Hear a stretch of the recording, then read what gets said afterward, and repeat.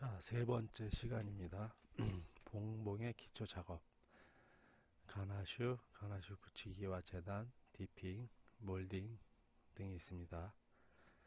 자, 봉봉의 기초 작업 중에서 가나슈.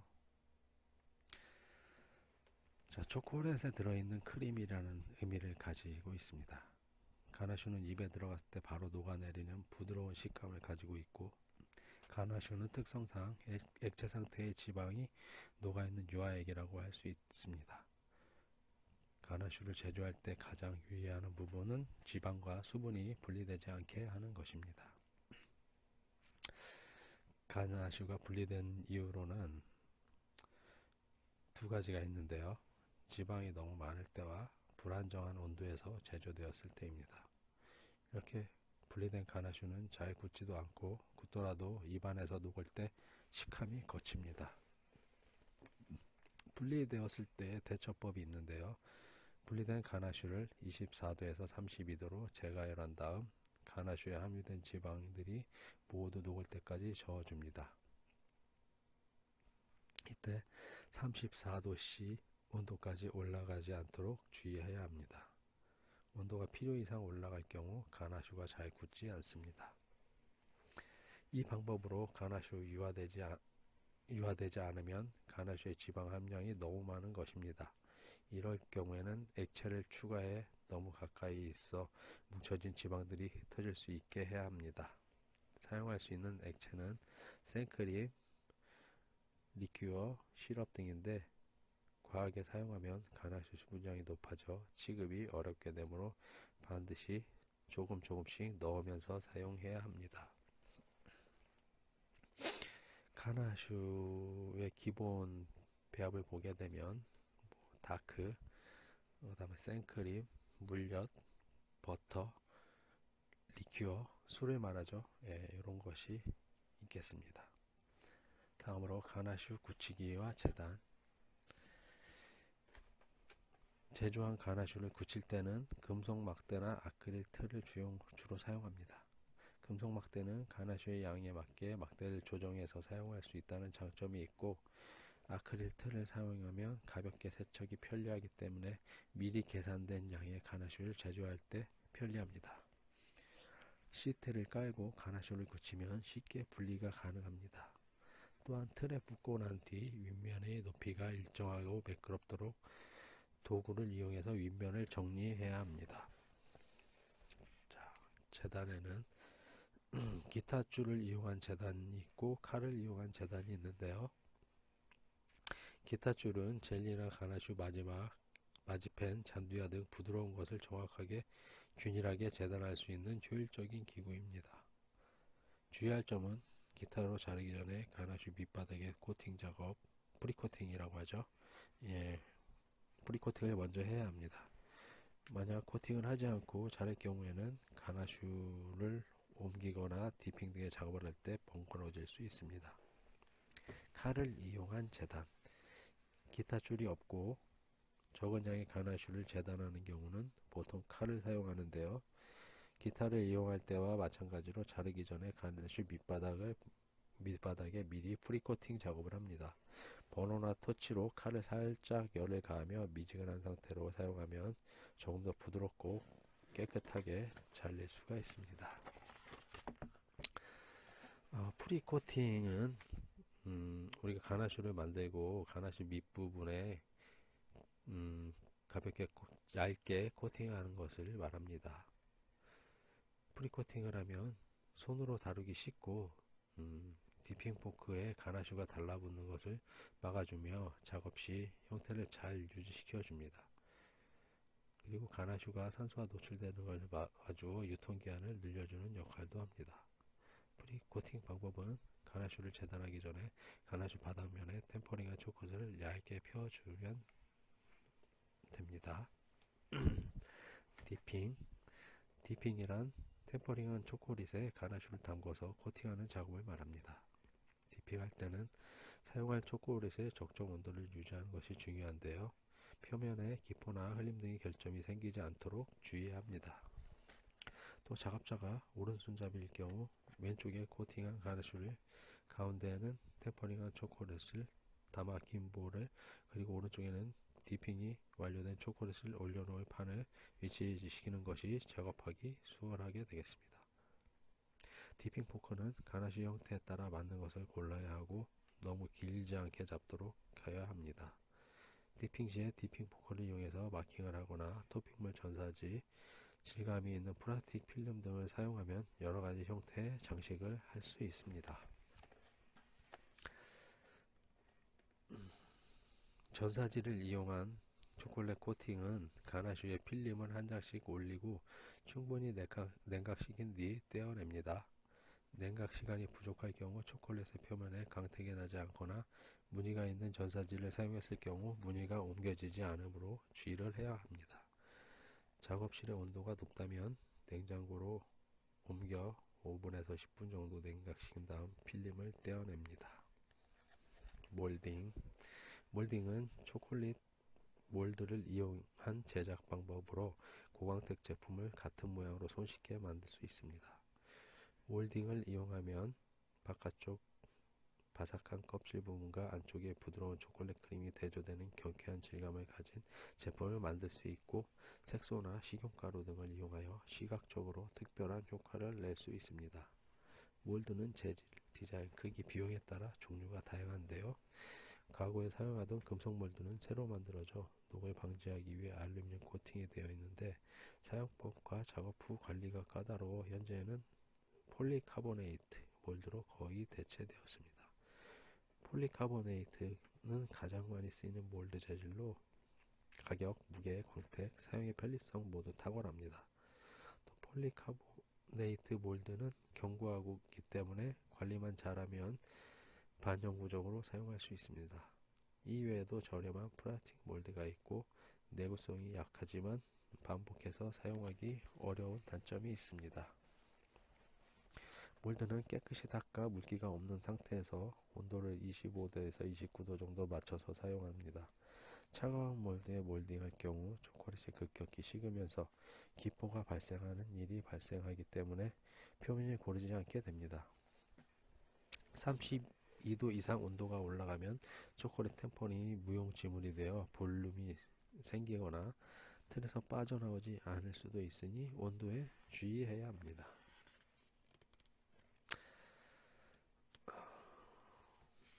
다음은 봉봉의 기본 재료에 대해서 한번 알아보도록 하겠습니다. 먼저 프라린이란 설탕을 녹여 만든 캐러멜에 견과류를 코팅한 것으로 아몬드로 만들면 아몬드 프라린, 헤이즐넛이나 피칸으로 만들면 피칸 헤이즐넛 프라린이 됩니다. 원래 프라린은 아몬드 하나를 설탕 시럽으로 코팅한 것만을 가리켰지만 지금은 캐러멜 코팅이 된 견과류를 분쇄하여 입자가 보이지 않는 페이스트 상태로 만드는 것을 프라린이라고 합니다. 다음은 잔두야. 로스팅한 헤이즐넛을 분쇄하고 녹인 초콜릿과 다시 갈아 페이스트 상태로 만든 것을 말합니다. 헤이즐넛이 고소한 오일과 초콜릿의 달콤함이 더해져 부드럽고 고소한 단맛이 납니다. 시판되는 잔두야의 견과류 비중은 보통 30에서 35% 정도이며 견과류의 비율이 높을수록 고소한 맛을 냅니다. 다음은 젤리. 팩틴, 젤라틴, 한천, 알긴산 등 응고제를 사용하여 과일 퓨레 또는 주스를 굳히고 방고체 제품을 말합니다. 종류에는 카시스, 젤리, 망고 젤리 등이 있습니다.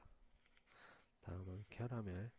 설탕 등의 당류에 열을 가해 당이 분해되며 갈색으로 변한 액체나 고체 상태의 스위츠, 여기에 크림이나 향신료, 초콜릿 등을 추가하여 다양한 초콜릿을 만들 수 있습니다.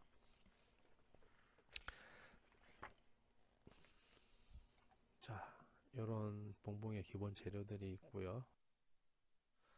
다음은 도구와 재료. 도구는 여러분께 직접 보여드리면서 말씀을 드려야 될 텐데, 도구가 작업 우리가 실습 시간에 여러분께 하나하나 보여주면서 하도록 하고, 일단 어떤 것들이 있는지만 한번 알아보도록 하겠습니다. 아까도 말씀드렸듯이 도구에는 몰드가 있습니다. 몰드에는 폴리카보네이트, 실리콘 등 그런 재질을 가진 몰드가 있죠. 대부분 폴리카보네이트 몰드가 많이 사용되고 있습니다. 몰드를 세척할 때는 따뜻한 물을 사용하여 부드러운 스펀지로 세척하고 완전히 말려서 보관을 해야 합니다. 다음은 프레임, 금속이나 아크릴 프레임 몰드는 가나쉬, 누가, 젤리 등을 굳힐 때 사용합니다. 몰드 프레임은 가나쉬의 양에 따라 사이즈를 자유자재로 조절할 수 있으며, 아크릴 프레임은 가나쉬의 양을 계산하고 높이에 따라 레이어드 가나쉬 만들기에 용이합니다. 그리고 투명 전사지가 있고요. 초콜릿 전사지를 사용하면 초콜릿의 다양한 모양을 낼 수 있는 장점이 있습니다.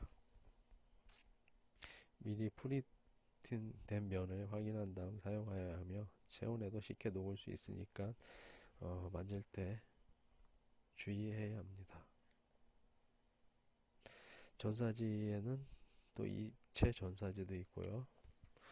또 우리가 그 초콜릿을 템퍼링 하기 위해서 초콜릿 온도를 유지해야 되는, 유지시켜주는 워머라는 도구가 있습니다. 온도가 부착되어 있기 때문에 일정한 온도, 템퍼링 마지막 단계인 30에서 31도를 유지해 주기 위해서 그 온도로 맞춰 놓고 사용하는 도구를 말합니다. 그리고 냄비, 포트가 있겠죠. 스텐으로 된 재질의 냄비를 사용하는데요. 액체 등을 가열하여 사용할 때 쓰는 도구입니다. 생크림이나 젤리를 끓일 때 주로 사용을 하게 됩니다. 그리고 채가 있는데요. 밀가루나 가루 재료 이물질을 걸러내고 덩어리진 것을 풀고 그러는 데 사용하기 위한 채가 또 있게 되겠습니다. 그리고 볼, 초콜릿에 녹이거나 반죽을 섞을 때 사용하는 도구로서 사이즈가 다양하게 준비되어 있고요. 전자레인지나 중탕 등의 용량에 맞는 재질로 볼을 사용하시면 되겠습니다. 그리고 테프론 시트가 있겠는데요. 테프론 재질의 시트로 제품을 쉽게 떼어낼 수 있어 깔끔하게 제품을 만들 수 있고, 재질이 유연하며 세척과 보관이 용이해서 오랫동안 사용할 수 있습니다. 250도까지 견디는 것은 물론 전자레인지, 냉장고, 냉동고에서도 사용이 가능하며, 또한 실리콘 매트보다 저렴한 가격으로 구매할 수 있습니다. 다음은 아크릴판이 있는데요. 초콜릿 작업 시 꼭 있어야 할 도구로서 가나슈를 미려 펼 때나 공예 부속품을 제작할 때 다용도로 사용하기도 합니다. 아크릴 전문점에 가시면 원하는 사이즈로 재단해서 사용할 수가 있습니다. 자, 다음은 식힌망인데요. 케이크 시트나 쿠키 식힐 때 사용하는 기구로 메탈 재질로 되어 있어 달라붙지 않으며 제품의 모양이 흐트러지지 않게 도와줍니다. 또한 트러플 형태의 봉봉 제품 표현을 물퉁물퉁하게 표현할 때 사용하기도 합니다. 그리고 스탠드 믹서가 있는데요. 반죽을 제조할 때나 재료를 혼합할 때 또는 생크림에 거품을 올릴 때 사용하는 도구로 본체가 무게감이 조금 있어서 고속으로 올릴 때도 흔들리지 않는 장점이 있습니다. 다음으로 핸드 블렌더, 초콜릿을 갈거나 간헐적의 유화 작업을 할 때 사용하는 도구입니다. 다음은 저울, 디지털 저울을 주로 사용하는데요. 재료의 양을 정확하게 계량할 때 사용하는데 1g 단위부터 해서 10g 단위 여러가지 저울이 사용되고 있습니다. 그리고 레이저 온도계, 템퍼링 온도를 확인할 때 사용하는데요. 레이저로 해서 이렇게 찍게 되면 온도가 바로 나오는 아주 편리한 도구입니다. 초콜릿 표면에 대고 두세 군데 체크하여 온도를 측정합니다. 비접촉 시기라 사용하기 간편하며 실내 온도와 측정 거리, 초콜릿 양 등에 따라 오차가 발생할 수도 있으니까 주의해서 사용합니다. 다음은 열풍기가 있는데요. 초콜릿에 열풍을 가해 온도를 올릴 때 사용합니다. 헤어 드라이로 대체해도 무방하지만 열풍기는 공업용으로서 온도가 매우 높게 올라오기 때문에 초콜릿 녹일 때 주의해서 사용해야 합니다. 에어브러쉬가 있는데요. 초콜릿 몰드나 공예품의 색소를 분사하거나 마무리 작업을 할 때 사용합니다. 자, 다음은 메탈 바등이 있는데요. 주로 미술용 도구로 생산된 제품이지만 초콜릿 장식물 중 스프링이나 곡선을 만들 때 사용하면 편리합니다. 장식물을 만들 때 메탈바의 표면에 비닐을 한 겹 두르고 사용해야 나중에 초콜릿바에 붙어 깨지는 경우가 발생하지 않습니다. 다음은 스패출러가 있는데요. 케이크 시트 표면에 버터크림이나 생크림을 아이싱할 때 사용하기도 하는데 손잡이가 있는 강철로 된 기구입니다. 4인치부터 10인치까지 다양하게 사이즈가 있고 평평한 것, 고부라진 것 등이 있습니다. 다음은 실리콘 주걱. 고온이나 저온에서 변형되지 않고 일체에 무해한 재질로 초콜릿 작업 시 일반 고무 주걱보다 세척이나 사용이 용이한 제품입니다. 다음은 거품기. 거품기는 강철로 만든 제과도구로 직접 달걀을 믹싱하거나 버터 등을 부드럽게 한 상태로 풀 때 사용하는 재료입니다. 주로 섞을 때 많이 사용하게 됩니다. 다음은 스크레이퍼. 스크레이퍼는 대리석의 템퍼링 이후 대리석 표면에 초콜릿을 긁거나 사탕, 누가 또는 반죽을 절단하고 펴는 데 사용합니다. 스테인리스로 만들어진 금속 직선 스크레이퍼의 평평한 표면을 긁는 데 사용하고 플라스틱으로 된 둥그런 표면의 스크레이퍼는 볼에 담긴 것들을 긁어낼 때 사용하기도 합니다. 그리고 디핑 포크. 디핑 포크에는 종류가 여러 가지가 있죠.